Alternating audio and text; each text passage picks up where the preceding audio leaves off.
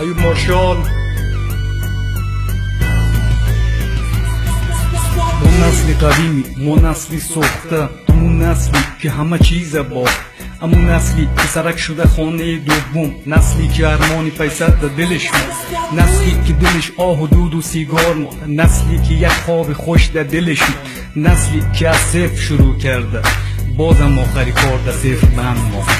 باز چرس و بار شد و راکتا شد آماده، سینمای پامیر کت سنگی پای پیاد، سرا شده کل دیگه مویی نمانده، مردم از سیاست ها حیران ماند. باز میریم پیش میگیم هیچ چیز نمانده، حقیقت ها مثالی خایه بیرون ماند، کیسه برا در پولی خشتی به کار مانده، سرای شاهزاده پیسه ها انبار مانده. دو رئیس جمهور از خود قانون مانده، قانون جنگل در افغانستان ما، قانونی که شراب در پیسه داره آزاد مانده، به پیسه ها سیگرتی را زندان ماند، دیم از انگتور یا لای پلته چرس ماند، سرکی اول بهبوری چیزی نماند، ما را چی در پنتون مغزی نماند، گپ جوالی ها هیچ کمر نماند، بهبوری مزه یک دان نسوار ماند، اندوالا نشه در فضا ماند، عشق پیسه دارا جوانی در اونا ماند، بچه های ما در حمام و تشرابا ماند، سیل کت سنگی فکر در ایران ماند، پیسه بولانی در کون جب نماند، دخترها فکر آزادی بچه های اروپا ماند، جنیفر لوپزا از بشویی در خانه مانده.